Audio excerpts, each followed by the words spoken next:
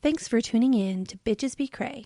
Just a quick reminder, everything we share on this show reflects our personal experiences and what's worked for us. We're not healthcare professionals, so if you or someone you know is dealing with a medical or mental health concern, please reach out to a qualified professional for support.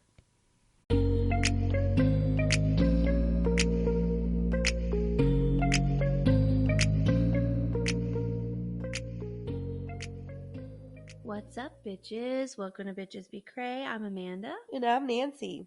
And today we're going to be talking about injustice. Yep, we finally made it to the last wound in this series. And Nancy's going to tell you, what you can expect from this lovely wound here. This is the wound that I the least identify with, which is probably the one that I have the most. This wound starts about 3 to 5 years old from the same-sex parent, and the mask is Rigidity. Rigidity. Yeah. They strive to be perfect. Their body type is what you would consider like symmetrical. They have a round butt, stiff necks, bright eyes. If you ask them how things are, everything's okay. No problems. Perfectionist. They tend to be very envious, not jealous. Envious. Like, there's a difference. Won't ask for help. They compare themselves a lot. They don't respect their own boundaries. They're very sensual. They're afraid to be themselves. Coldness. That's what they got from their parents, like just coldness. They feel they're criticized by their parent. I've given this to my daughter. It's too late. If they have this wound, like if you have this wound, your same-sex parent has this wound. The men, if they have like a stomach, they try to hide it.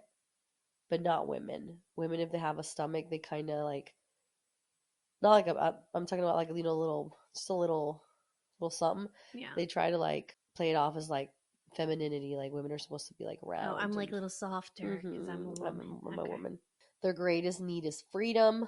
They tend to like salty and crunchy foods. They're very prone to burnouts. Men are prone to pre-ejaculation. And I think it said women have trouble orgasming. Yes, with this because they're so fucking rigid, they can't let themselves go. Mm-hmm. They tend to have like arthritis, tendonitis, anything with an IS vibes. The itises. Yeah. Constipation, poor eyesight, and when you get body cramps, like kind of like Charlie horses. That describes the injustice wound person. Yeah, and Nancy, I know you say you feel like out of all the wounds, this is like the least things I have. I really relate to this one. I saw your notes, hardcore. Okay, so the whole thing about seeking justice and fairness above all, for anybody out there who's into Enneagrams, I don't know if we'll ever talk about Enneagrams. Are you into Enneagrams? Have we ever talked about that? I know what it is. Okay, I have a book about it upstairs, actually. It's a short little read. I'll give it to you if you want to check it out. But I took the Enneagram test because my friends from work a few years ago was like, it was like the buzz, right? Everybody's always into something. And for anybody out there who knows or cares, I'm Enneagram number 1, the reformer. So they're all about like justice and the rules. And that makes sense. That's so very me. Growing up, being a kid, I never ever got in trouble at school. All I wanted to do was follow the rules. And if other students in my classroom weren't following the rules, that bothered me. I'm like, why can't you just follow the rules? So that's how I felt. I still feel that way. I feel that way about like everywhere I've worked at. And Nancy can probably tell you the people that I worked with at the shoe store probably talk so much shit about me because I used to leave passive aggressive notes about clean up after yourself. Don't leave the work. Remember the little table in the back room and people would, you don't. I don't remember none of that. Well, good for you. There was a table in the back room where, you would take your break and people would leave like sauce packets from like the Chick-fil-A or like their trash on there. And I would use those little, those papers we used to have to write the sales on and put in the shoe. I would like write these long passive aggressive notes on there, like clean up your shit. I don't remember this. I'm like, there's rules here. Anyway, perfectionist, definitely have some perfectionist tendencies. I think I talked some. Just some, okay, not everything. Okay. If I was a real perfectionist, I'd probably look really put together all the time. Don't you think? I don't know, That's maybe not. another wound. Interacting with this wound. Well, maybe it's blocking out Yeah, that portion of it, but I a think bigger wound. that's yeah. But my perfectionist tendencies are more about what I think is perfection versus others, but that's what it says. Like act accordingly to your definition of perfection, and that is something I do. I did say I have somewhat of a well proportioned body. Like if I'm just standing somewhere and you look at me, like from my shoulders down to like I'm like just the same. Like my width is Okay. pretty much. I'm not like curvy. Like it's just like straight. Like my shoulders are about the same as my hips. Like it's Okay. can't express myself or be myself. I put that because in some areas of my life I can, and others I can't. Like I think we also mentioned before, I don't always feel like I can be completely myself around like certain family members, like who maybe are super religious, like they might judge like this podcast, for example. I haven't told some people in my family about it because I feel like the freaking title of our podcast alone would be enough to send them somewhere. But I also, this made me think of like expressing myself. Like you mentioned this, I think, on the last episode, Nancy, about when we went to a restaurant before. It's probably happened several times, and my drink wasn't right, and I didn't express it. Like Yeah. I just sometimes I do, sometimes I don't. It's very situational. Same sex parent being unable to feel and express their feelings, like my mom is very like, I mean, I guess maybe she would talk about it somewhat, but the last time I tried to have like any conversation with her and I was like asking her like some questions, like I feel like she avoids Yeah. having conversations around feelings. Like she avoids it. Kind of like what you mentioned before, like that kind of coldness. I don't really think my mom is cold, but kinda. Do you know what I mean? Like, I feel like I relate to your mom a lot. yeah, She's more of a dad, yeah, yeah, and that's not her fault. We don't. But it's weird because your grandmother was so feminine. yeah. So I don't know. I got my masculinity from my mother. So I don't understand where your mom got it from because your grandma was so feminine. Maybe one of her grandparents. But like she wasn't you don't think your grandmother was her caregiver? Mm, Like yeah. your grandma was a stay-at-home mom. What the fuck else was she doing? Well, and her sister, who's also very feminine, was around helping through some of it too. So I just always think it's because she grew up between two brothers and she just hung out with the boys. Maybe she didn't have a lot of girls to hang out with, right? Someone with this wound is very optimistic. I often describe myself as like a SpongeBob character. Like I'm so happy go lucky. Actually, a friend of mine in work the other day like put in our group chat like I'm in my Amanda era because I'm like thinking positive thoughts and manifesting. And I'm like, yeah, I'm just like always so happy go lucky somehow. And I also put lively. Like I'm very like, I'm either kind of chill or I'm like very like animated and dynamic. And I had to kind of look into what they meant by this a little bit. But what I discovered is they mean someone who like takes initiative. So like maybe you'd be a leader at work or, I noticed that like sometimes we have this channel at work where people can put in like things they need, and if I see it pop up, like I automatically write like, okay, can I solve this? If I can, I'll go ahead and do it. Like I definitely think I take initiative on things, and I think that's mostly a positive trait. Some of these wounds give you some positive traits, at least not all of them, but Yeah. doubt my choices. I do that a lot. We've talked about that regarding another wound where it's like I'll make a choice real fast, but then a lot of times I'm like, well, I should have got that instead of, I should have ordered that, I Yeah. should have purchased that, I should have went here instead of there. And I doubt that all the time. Try to solve problems myself. I definitely don't like to ask for help for a lot of things. Sometimes I will. I do find, and Nancy, you probably would notice, I asked my husband to come and help me set up um, this mic here for this podcast. So I don't have a problem to ask him, but I feel like for like at work, I will try a lot to solve something on my own before I'll ask for help. I was the same way at school. I ask a lot of myself. This is something my therapist and I have had to talk about many times because I was having difficulties. But as a millennial, I feel like a lot of millennials, except not Nancy somehow, but like don't like to make phone calls. And Well, my job is a whole phone call. well, I understand that. I mean, we worked at a call center, you think of it, but we weren't calling, they were calling us. But I just feel like part of my problem with not making the phone calls is because I was afraid I wouldn't have the answer because I ask a lot of myself. Like, I feel like I have to know all the answers. And that's not Yeah. realistic. Well, I'm No. learning that now. But before I No. felt like I should know them all, but I don't. I like for things to be tidy. Like, I like for things to be in their place. I like for things to have a home. I like just for things to be neat and tidy. Rarely ill, which I'm so grateful for.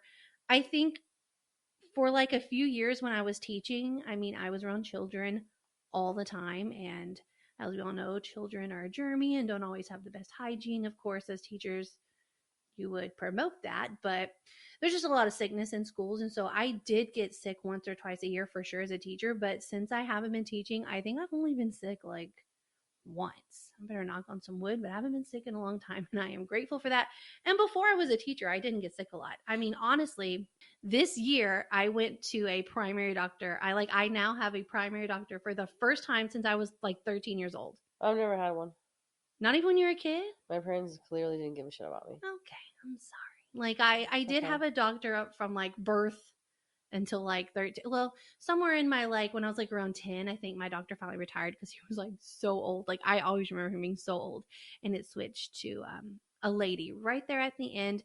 But then I just didn't really get sick. I mean, if I needed to go, I would just go to like a little walk-in situation, but honestly didn't even do that much because I've been lucky. But now I have a primary doctor because I'm an adult and I'm supposed to know how to take care of myself and have a place to go if I need one, according to my therapist. She didn't say to get a primary doctor, but she said I'm an adult and I can take care of myself, and she's right, I can. So that's what I'm doing. Justifies, I do feel the need. I mean, I also think this can come across like being defensive, like if you're having conversations with other people and you're trying to Oh, justify it.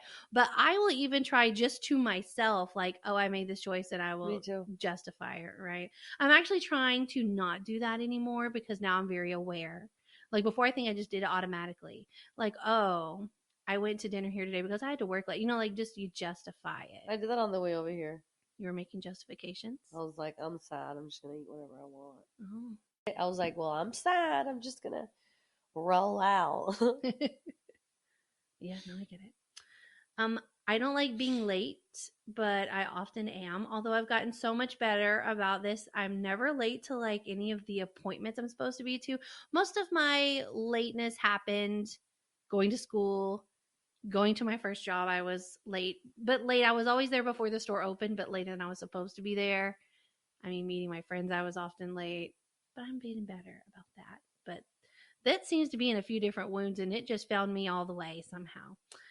I want all the details to be exact when providing explanations about something. Like my husband always tells me, like, can you just get to the point? Can you just tell me what the story is? I'm like, no, you need to know this and this. He's like, no, I don't need all those details. But to me, the details are important.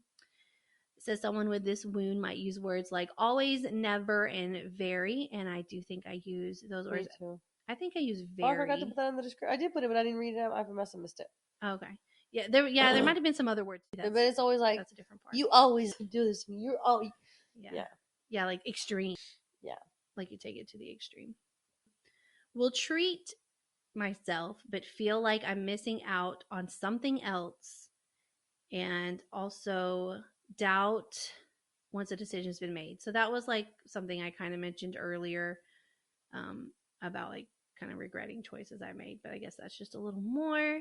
I like for people around me to know all the things that I have done so that if I reward myself, it seems fair. Like I can't just know that I did something and or somebody praise me but not know the details. Like I have to feel like I earned it. You know what I mean? Like it's a fair Yeah. appraisal.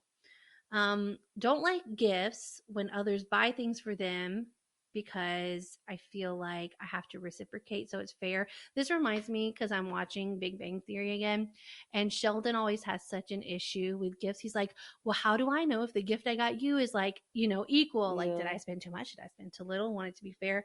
I do think that like I like to give gifts, but I don't know. I do feel uncomfortable getting gifts sometimes. Even for me? I think from everybody. I don't Hmm. know. I don't know if it's because of this wound. Well, it's also your masculine energy because women are more receiving and masculines are not as receiving. Hmm, okay. Well, maybe that's something too. I don't know. I've just. Masculines give Mm, and feminines receive. That's why we have a vagina. We receive. oh, and the male Okay. gives it. I mean, yeah, okay, that's fair. Well, for Valentine's Day, my husband gave me flowers and some earrings, and I gave him absolutely nothing. So I'm evolving, I guess.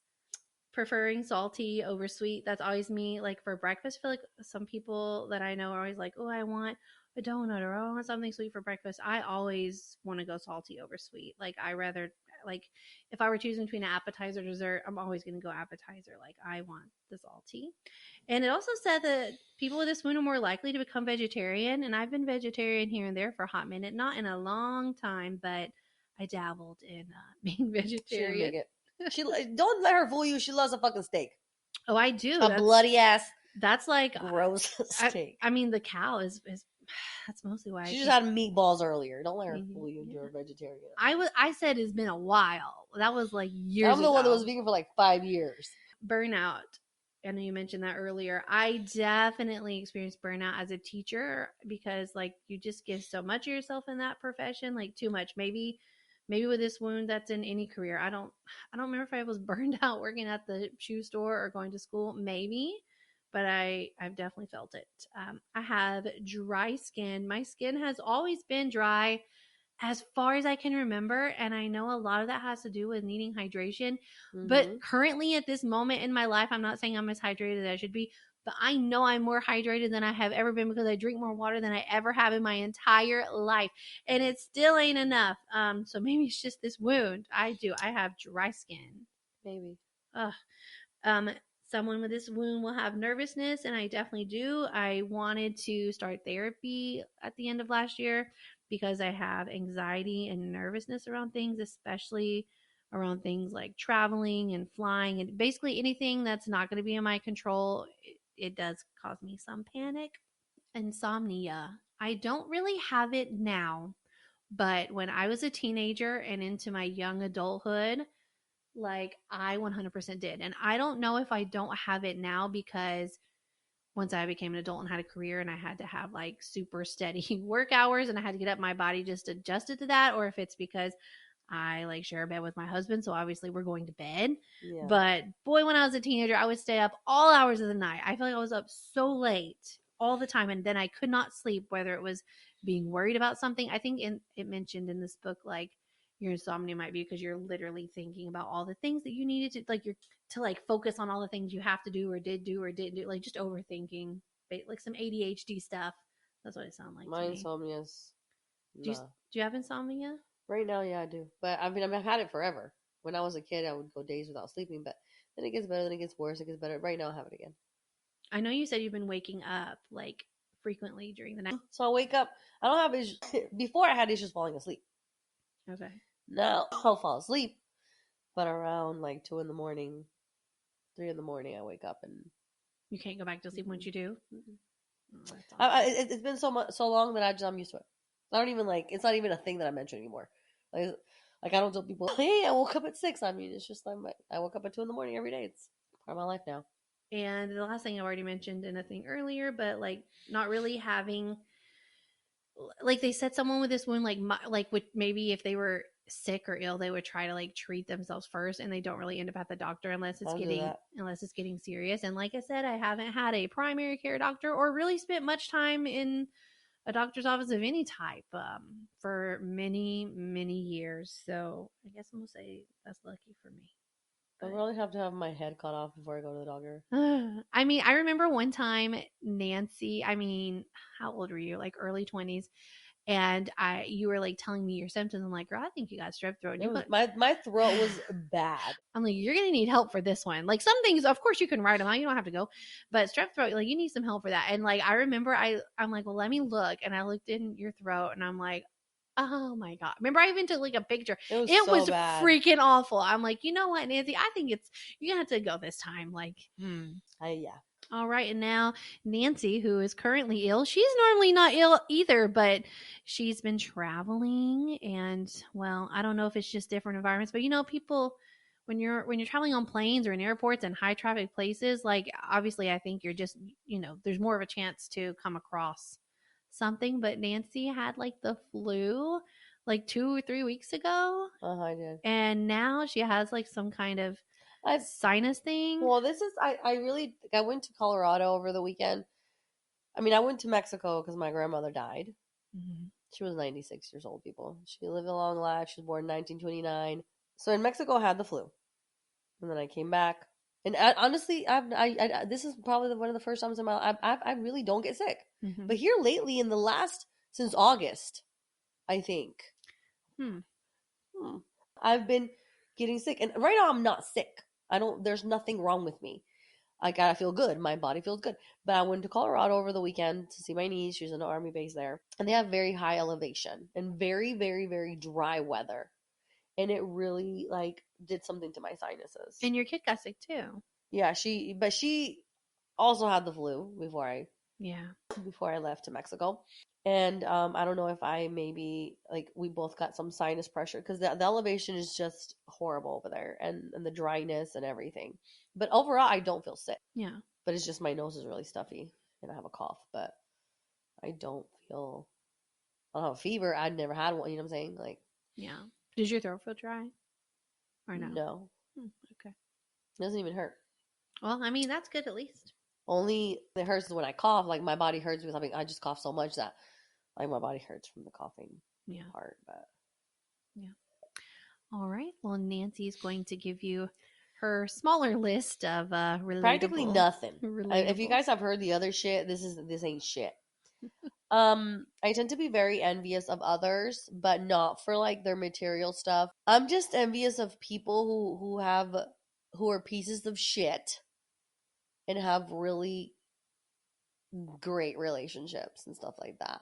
Or not even great relationships. Like my first boyfriend is dog shit and he owns like a chain of restaurants. Like you feel like he got to have all the things he Eh, wanted. no, I just feel like I know people. Like I've always believed that if you're a good person and you do the right thing and you treat people right and you're respectful and blah blah blah blah and you're faithful and honest, that you're gonna get rewarded for that, right? Yeah. But I watch and I know tons of people. I mean, the father of my child. Um, I watch people time after time who are not that way at all, and they still have great financial stability, great partners, loving, caring people in their life, successful businesses, and then you're just like, Well, it's like this part of the wound, right? Like the whole thing in just like it doesn't feel no, fair. it doesn't feel It's like fair. you're over here doing all the right things, and Mm, why don't you have yeah, that yeah. or whatever it is? Yeah. I feel like I have times where if I think I'm right, I just will not let down until I'm right. I feel like everything, yeah, like I said, everything has to be fair, but I am also a Libra, so I don't know if that has anything to do with that. I do tend to use the words always and never. Like, you never do that. You always do this. I do that. I doubt myself and second guess every fucking decision. It could be anything. Like, the dumbest shit. And it's just some big ass fucking production that just draining. Just fucking draining. I feel like when people ask me, unless like we're super, super close and like close knit and shit, I always say that I'm okay. Mm, Like I'm great. yeah. Everything's fine. Like you, yeah. Like I don't go around and be like, no. Like if I unless we're like super close, like I'll tell Amanda and like my closest friends, like if they ask me, yeah. And sometimes even then, like I don't want to burden anybody with my problems, so I just lie. I feel like I always have something to do. If I don't always have something to do, then just feel like, what am I even doing? You know? I'm afraid of choosing the wrong person Mm. all the time, and I always do. So Do you think that's? Do you think that goes back to what you said earlier? Like because you want to make sure you choose someone who's like kind of like I guess like on your level, like so it's fair, or that like do you think there's a any part of like fairness? Because like this is all about like injustice and what is the mask of this wound? rigidity. Oh, rigidity. Okay, so Um, maybe not.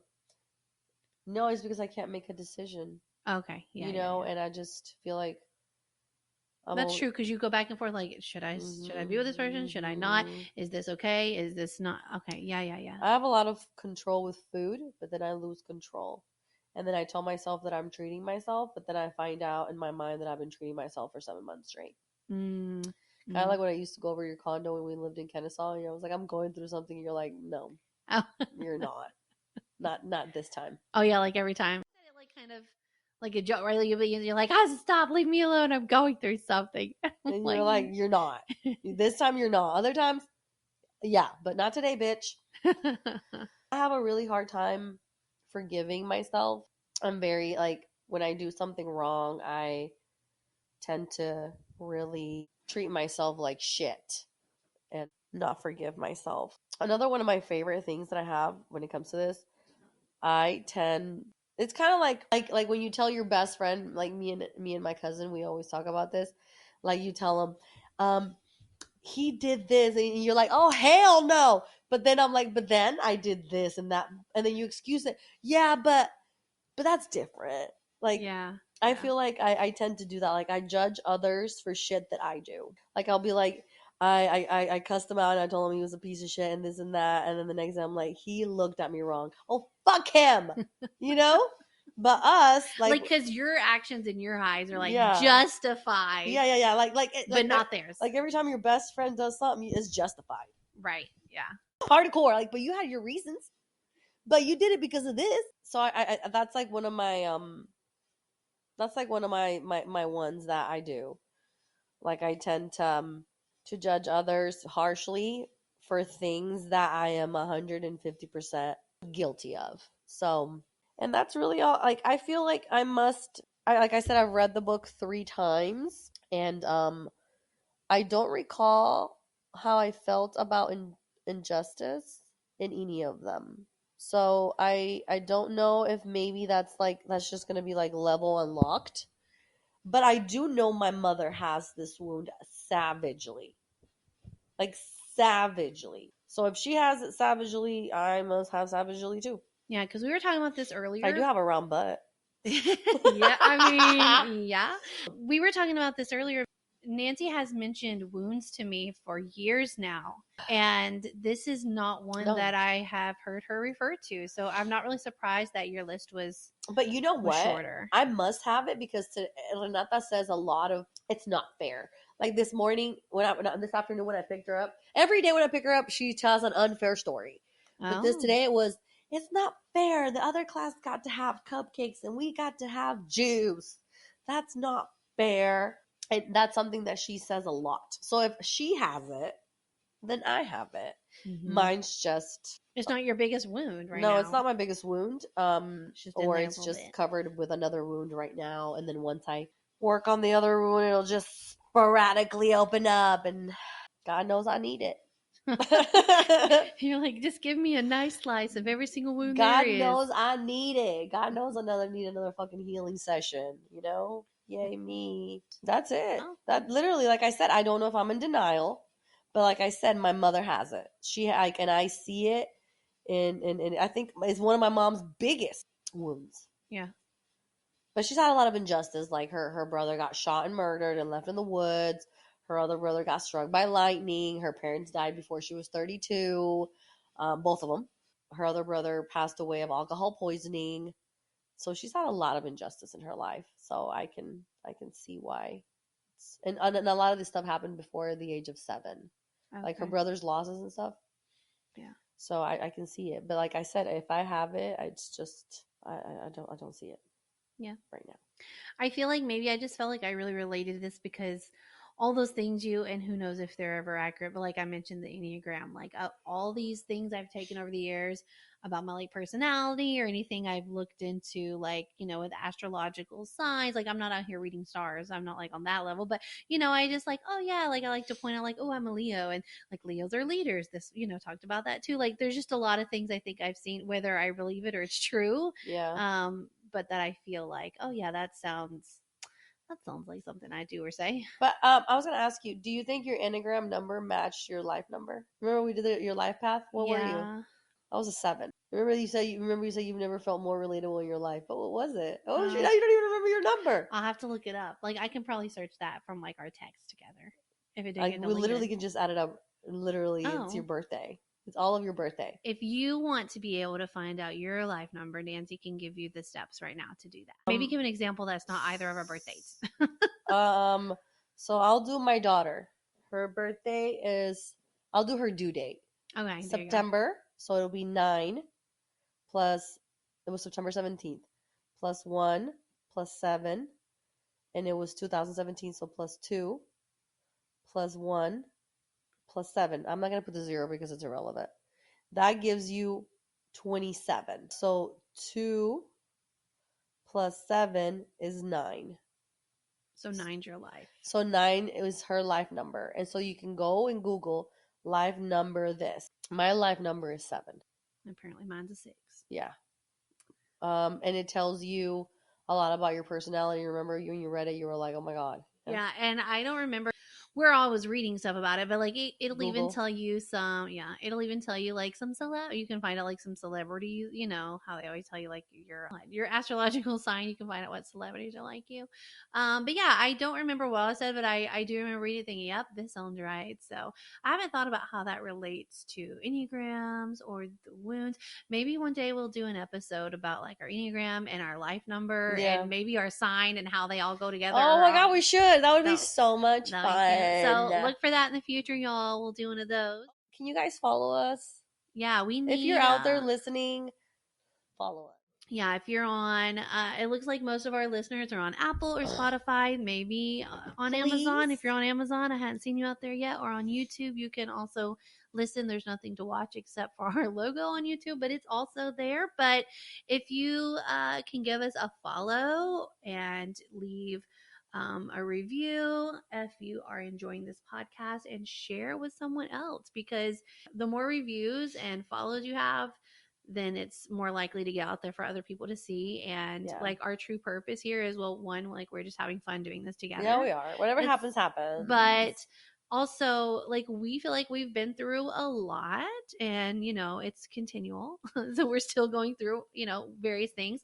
But we haven't even scratched the surface of the shit that we've been through. But we just want to, like, you know, help others and be relatable. So you can be like, oh yeah, I'm not the only one out here who's having a shit moment. Like, nope, there's other people out here doing it too, and just kind of give you like some tips that we. And I also feel like what I love about Amanda and I, and no shade to anybody else, but Amanda and I, we're not Instagram. We're attractive, but we're not Instagram models. We're not people that have a nutritionist on dial, and we do have therapists though, but not some world renowned Tommy Robbins or like some fucking like that Chopra guy. Like that's not who we have as our mentor. You know, we don't have a world renowned billionaire giving us tips. Like we're just regular ass bitches. Mm-hmm.